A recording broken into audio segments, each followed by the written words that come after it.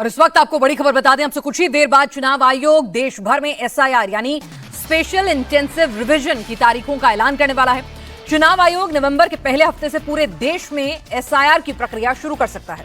इसकी शुरुआत पहले 10 से 15 उन राज्यों से होगी जहां पर चुनाव होने वाले हैं। अगले एक साल में विधानसभा चुनाव जिन राज्यों में हो रहे हैं, तो पहले फेज में वहां पर एसआईआर शुरू होगा। असम, तमिलनाडु, पुडुचेरी, केरल, पश्चिम बंगाल में 2026 में विधानसभा चुनाव होने हैं। ऐसे में मुमकिन है कि एसआईआर की शुरुआत इन्हीं राज्यों से होगी।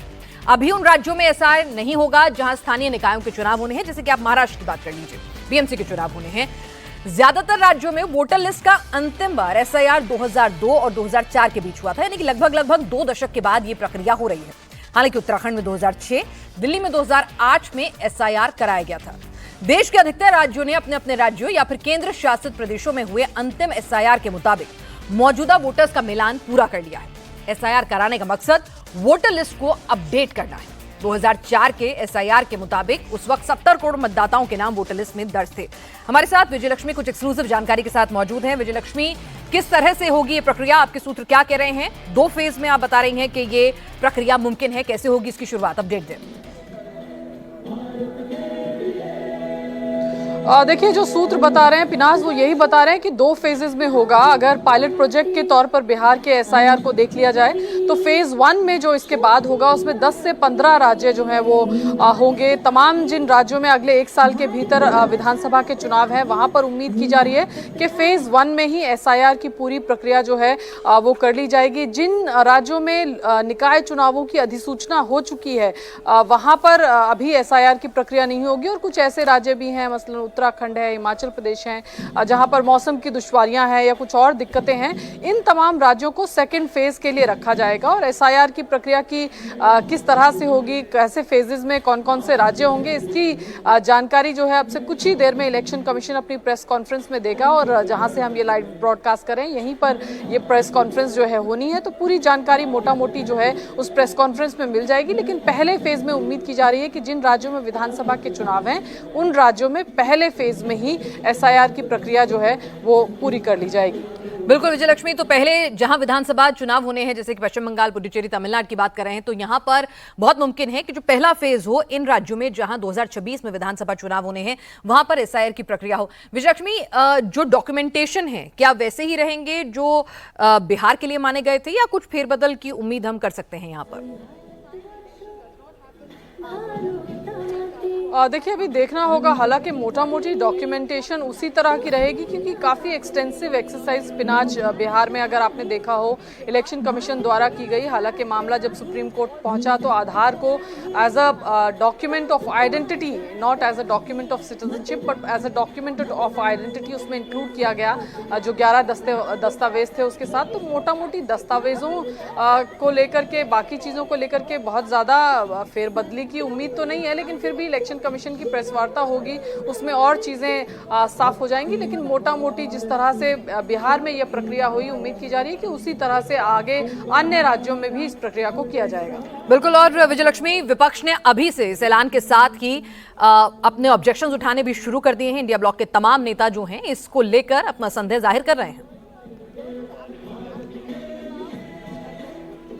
बिल्कुल पिनाज, देखिए, अगर आप महागठबंधन की बात करें तो पूरा जो कैंपेन था वो कहीं ना कहीं एसआईआर के इर्द गिर्द ही गढ़ने की कोशिश महागठबंधन के द्वारा की गई। और ख़ास तौर से अगर पश्चिम बंगाल या असम जैसे राज्यों की आप बात करें, जहां पर सत्तारूढ़ जो दल है, या जहां पर घुसपैठियों का मसला, या जहां पर बांग्लादेशियों का मसला जब तब उठ करके सामने आता है, तो ऐसे राज्यों में जो विपक्षी दल हैं या जो सत्तारूढ़ी दल, रीजनल पार्टीज हैं, वहां पर वो ज़रूर इस प्रक्रिया को लेकर के तमाम तरह के सवाल जो है वो खड़े करेंगे। और ये एक पॉलिटिकल मुद्दा बनेगा, खासतौर से जिन राज्यों में चुनाव होने हैं विधानसभा के, मसलन आसाम है, पश्चिम बंगाल है, इन राज्यों में जरूर हमें, जैसा हमने देखा बिहार में एक पूरा कोशिश की गई एक महागठबंधन की तरफ से या एक संपूर्ण विपक्ष की तरफ से कि इसको एक मुद्दा उठाया जाए। एक पूरा पार्लियामेंट सेशन पिनाज इस मसले पर वॉश आउट हुआ। जो पीछे मॉनसून सेशन था, उस पूरे सेशन में विपक्ष ने हर रोज एसआईआर के मुद्दे को लेकर के विरोध प्रदर्शन किए। तो एसआईआर एक ऐसा मुद्दा है जिसको पूरे विपक्ष ने, जिस मुद्दे पर पूरा विपक्ष लामबंद होता हुआ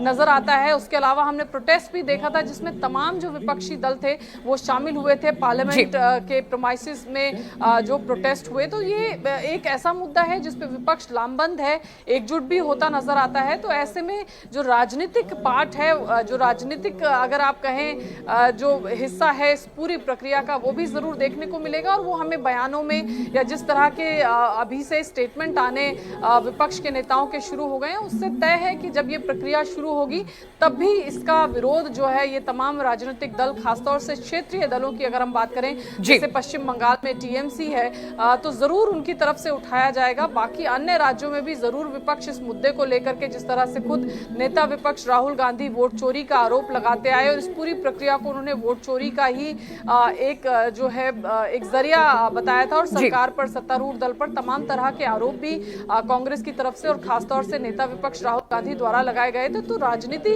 जो है इस मुद्दे पर वो थम जाएगी, ऐसा नहीं होने वाला है, बल्कि और इंटेंसिव जो है और एक्सटेंसिव तरीके से हम विजयलक्ष्मी, हम ये भी समझेंगे अपने दर्शकों की जानकारी के लिए, क्योंकि ये भी जानना बेहद अहम है कि एसआईआर कोई पहली बार हो रहा है देश में, ऐसा नहीं है। ये एक नॉर्मल प्रोसीजर है, यानी कि जो वोट हट गए हैं या डुप्लीकेसी ऑफ वोट है उनको आप इसी तरह से एसआईआर की प्रक्रिया के तहत जो है रिवीजन करते हैं। ये बहुत ही नॉर्मल प्रोसीजर है और चुनाव आयोग इसे करता रहा है। लगभग 20 साल पहले भी ऐसी प्रक्रिया हुई थी, हालांकि कुछ स्टेट ने, 1 से 2 स्टेट्स ने, जिसमें दिल्ली भी है, उन्होंने अलग से भी अपना एसआईआर करा था उस वक्त जब वहां इलेक्शन हो रहे थे। लेकिन आपको बता दें कि अब जो जानकारी विजयलक्ष्मी हमें दे रही थी कि 2 चरणों में हो सकता है, जहां पर स्थानीय चुनाव होने वाले हैं, निकाय चुनाव होने वाले हैं, अभी घोषणा हो गई है, अधिसूचना जारी हो गई है या बिल्कुल ही डेडलाइन नजदीक है, तो वहां पर अभी एसआईआर नहीं होगा। लेकिन सबसे पहले फेज में उन राज्यों में एसआईआर होगी जहां पर इलेक्शन 2026 में होने हैं, विधानसभा के चुनाव जिन राज्यों में 2026 में होने हैं, सबसे पहले चरण में उन्हीं राज्यों में एसआईआर की प्रक्रिया होगी। फिर दूसरा फेज जो है उसकी शुरुआत होगी। अब आपको बता दें कि कहां-कहां पहले चरण में एसआईआर हो सकता है। पश्चिम बंगाल, केरल, असम, पुडुचेरी, तमिलनाडु, इन राज्यों में एसआईआर फर्स्ट फेज में हो सकता है। महाराष्ट्र, क्योंकि 31 जनवरी तक वहां पर बीएमसी के चुनाव होने हैं, सुप्रीम कोर्ट ने कहा है, तो ये डेडलाइन मीट करनी है। उत्तराखंड, हिमाचल, जम्मू कश्मीर, यहां पर भी अभी एसआईआर नहीं होगा, यानी कि जो राज्य जहां पर बहुत ज्यादा वेदर ऐसी कंडीशन है, बर्फबारी हो जाती है, रास्ते ब्लॉक हो जाते हैं, वहां पर, या फिर जहां पर एकदम डेडलाइन जो है वो लोकल इलेक्शंस की बिल्कुल नजदीक सर पर आकर खड़ी है, तो वहां पर फिलहाल एसआईआर नहीं होगा। सबसे पहले शुरुआत उन्हीं राज्यों से होगी जहां पर पश्चिम बंगाल, असम, तमिलनाडु, केरल, पुडुचेरी, यानी कि जहां पर विधानसभा के चुनाव अगले साल होने हैं, तो पहला टारगेट यही राज्य होने वाले हैं। पश्चिम बंगाल में अप्रैल से मई के बीच में, असम में मई, तमिलनाडु में अप्रैल मई के बीच तक चुनाव कराने हैं, केरल में भी मई और पुडुचेरी में भी मई तक चुनाव कराने हैं। तो ऐसे में सबसे पहले बहुत हद तक मुमकिन है कि जो 2 फेज में ये एसआईआर कराने की बात विजयलक्ष्मी बता रही थी कि मोस्ट लाइकली 2 फेज में होगा। पहले फेज में 10 से 15 वो राज्य जहां पर विधानसभा चुनाव सबसे पहले आ रहे हैं। और एसआईआर है क्या? स्पेशल इंटेंसिव रिवीजन एसआईआर क्या होता है? दरअसल नाम हटाना, यानी कि जो लोग जिनकी मृत्यु हो गई है या फिर जिन्होंने डुप्लीकेट वोट जो है वो बनवा लिया है, कि एक राज्य में भी और दूसरे राज्य में भी, उस डुप्लीकेसी को खत्म करना, तय करना कि वोटर भारतीय नागरिक हुई हों, घुसपैठ भी